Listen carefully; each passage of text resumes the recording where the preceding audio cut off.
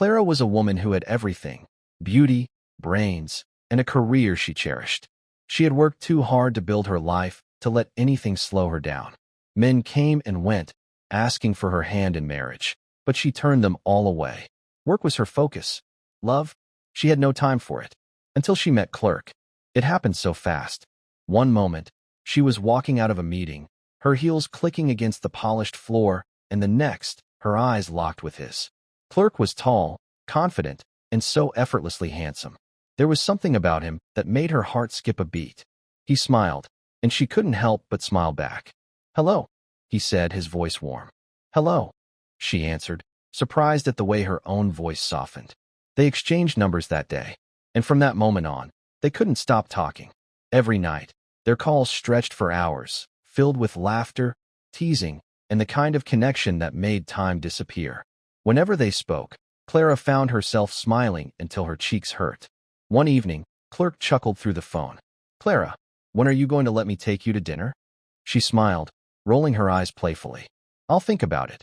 "And shopping," he added. "Anything you want." Clara laughed. "I can afford anything I want." "I know. Career woman," he teased. "But let me spoil you anyway." She sighed dramatically. All right. Let's see this weekend." Clerk grinned on the other end. "Now that's what I like to hear." A love that blossomed. The weekend arrived, and Clara took her time dressing up. She wore a sleek red dress that hugged her figure perfectly. Her long, silky hair cascaded down her back, and her makeup made her features glow. When she stepped out of her car and saw Clerk waiting for her, her breath caught. He looked so good. A crisp black suit, his hair neatly styled, his cologne filling the air between them. His eyes darkened with admiration. "You look stunning," he murmured. "And you look handsome," she replied, feeling a warmth spread in her chest. Dinner was magical. They laughed, they talked, they stole glances at each other that made Clara's heart race. And then he took her shopping, not because she needed it, but because he wanted to see the joy on her face. That night, as she lay in bed, staring at her phone, she whispered to herself, "Am I falling in love?" The days that followed were even better. Clerk sent her gifts almost every day at work: flowers, jewelry, little thoughtful things he knew she'd love. And then, one afternoon, her assistant rushed in. "Ma'am, you need to come outside." Confused, Clara stepped out of her office, only to freeze in shock. Right there, in front of everyone, Clerk was kneeling on one knee. A ring glittered in his hand, but it was his eyes, filled with love, filled with hope, that made her heart burst. "Clara, will you marry me?" Tears burned in her eyes as she covered her mouth in surprise. Yes, I will marry you." Applause and cheers erupted as she threw herself into his arms, holding him tightly, as if she never wanted to let go. A love that shifted. Their wedding was the talk of the town, grand, elegant, perfect. Their home was filled with love, laughter, and shared ambitions. Clara and Clerk were both busy with work, but they were happy. And then, one day, everything changed. Clara wasn't feeling well. A strange dizziness had followed her all morning. At first, she brushed it off as stress, but when it didn't go away, she went to the hospital. The doctor smiled at her warmly.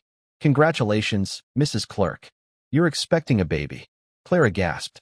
Her hands flew to her belly, and for a moment, she was too shocked to speak. A baby. Their baby. She rushed home, her heart pounding with excitement. As soon as Clerk walked through the door, she threw her arms around him. "We're having a baby." Clerk's face lit up. Without hesitation, he lifted her off the ground, spinning her in joy. "I'm going to be a father," he whispered. "Yes," she laughed, happy tears rolling down her cheeks. From that moment on, Clerk was even more devoted. He came home early, brought home gifts for their unborn child, and doted on Clara like she was the most precious thing in the world.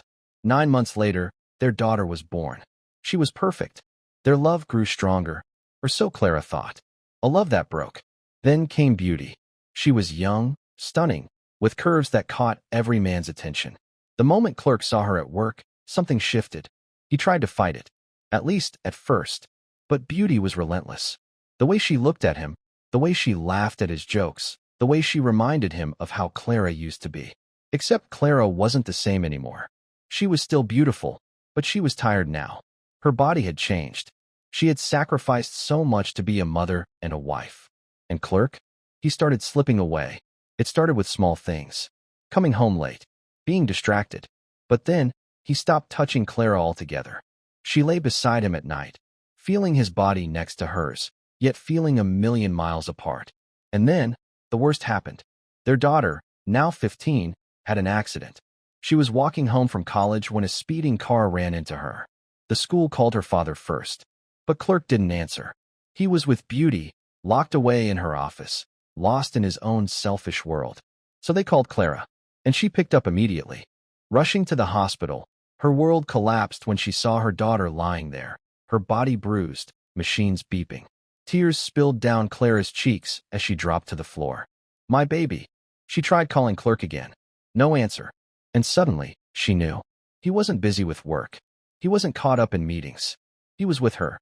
And when he finally came home, late, unbothered, Clara was waiting. Sitting in the dim living room, her hands clenched into fists, her heart filled with rage. She had sacrificed everything for this family. And now, she was about to lose the only thing that mattered. She looked at him, her eyes filled with pain. And she whispered the words that would change everything. We need to talk. Where have you been, Clerk? Her voice was sharp, shaking with barely contained anger. Clerk frowned, pulling off his jacket lazily. What kind of question is that?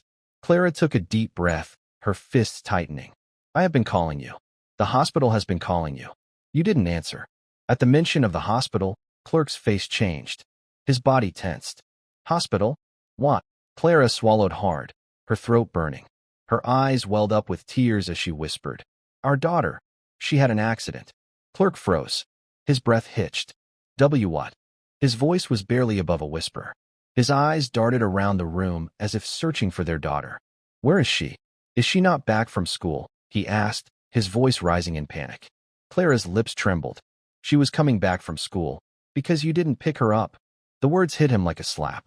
Clerk's mouth opened, then closed. He had forgotten. He was supposed to pick her up. But instead, he had been with Beauty.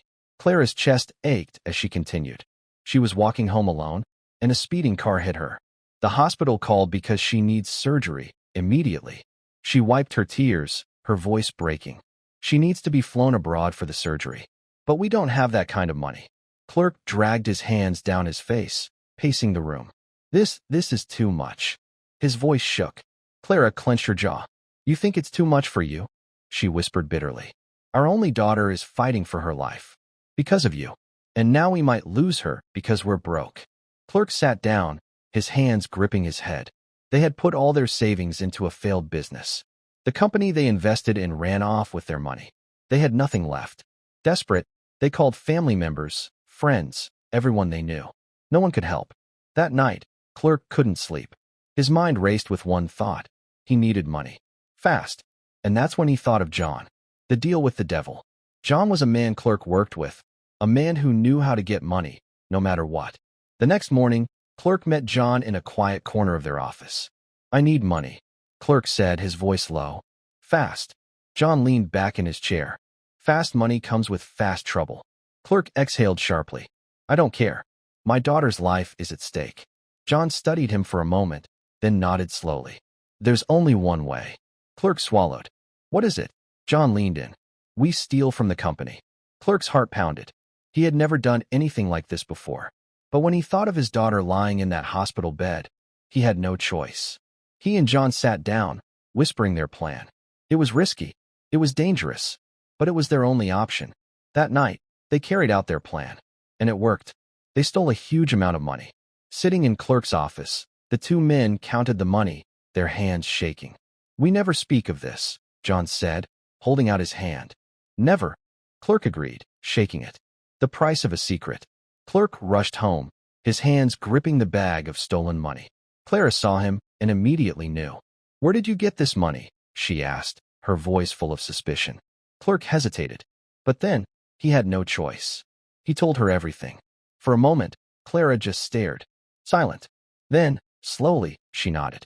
This is our secret, she whispered. Nobody will hear of it. We did this for our daughter. The next day, they flew their daughter abroad. The surgery was a success. 2 weeks later, they returned home. Their daughter was weak, but she was healing. Clara sat with Clerk in the living room, relief washing over her. We have to focus on taking care of her now. Clerk nodded. Then, after a long pause, he said, Clara, you should quit your job.